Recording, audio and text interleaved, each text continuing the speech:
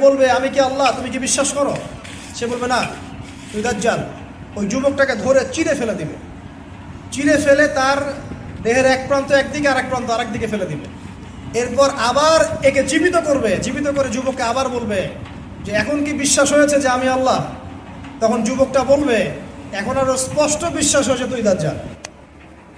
কারণ নবী সাল্লাল্লাহু আলাইহি ওয়াসাল্লাম বলেছিলেন যে দাজ্জাল এরকম করে চিরে একজনকে ফাড়বে আবার জীবিত করবে। নবী সাল্লাল্লাহু আলাইহি ওয়াসাল্লাম বলেছেন এই যুবক হবে অনেক উঁচু স্তরের শহীদ। সুবহানাল্লাহ। তো সে কি, কোথায়? দেখুন, তামিম দারির হাদিসের মধ্যে দ্বীপের কথা আসছে। দ্বীপের মধ্যে সে বাধা আছে, প্রশ্ন করছে বাইসানে খেজুর গাছে খেজুর ধরে, তারপরে হ্রদে কি পানি আছে? তো তামিম দারি বলছেন না, খেজুর তো এখন খুব একটা, খেজুর খুব ভালো ধরে, খেজুর খুব ভালো ধরে, কিন্তু তাবারে হ্রদেও পানি অনেক আছে। খেজুরও খুব ভালো ধরে, তাবারিয়া হ্রদেও পানি বেশি আছে। তখন সে দাজ্জাল বলছে অচিরেই বাইসানের খেজুর গাছে খেজুর ধরবে না, আর তাবারিয়া হ্রদেও পানি থাকবে না।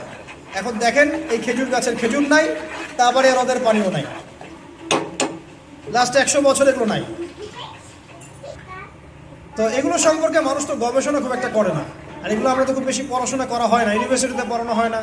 অনেক সময় আমরা যারা ইসলামিক লাইনে পড়ছি আমরাও পড়ছি না, এই কারণে আমরা বিষয়টা থেকে অন্ধ থেকে যাচ্ছি।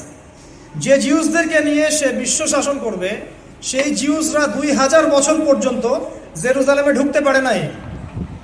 1914 থেকে 1947 এর মধ্যে 2000 বছর পর তারা সেখানে ঢুকেওছে, সেখানে প্যালেস্টাইনিদেরকে বেরো করে দিয়েছে, বসতি স্থাপন করেছে, রাষ্ট্র কায়েম করেছে।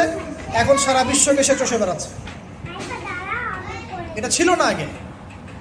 ইভেন এখন যারা ওয়ার্ল্ডের জিও পলিটিক্স বোঝেন, যারা পলিটিক্স করে, প্রশাসন আছে, সবাই জানে বিষয়গুলো। সে এমন শক্তিশালী একটা রাষ্ট্র হয়েছে যে সারা বিশ্বের ইন্টারনাল বিষয়গুলোতেও সে মাথা গলানোর চেষ্টা করে, না গলানোর চেষ্টা করে। সায়েন্স বলে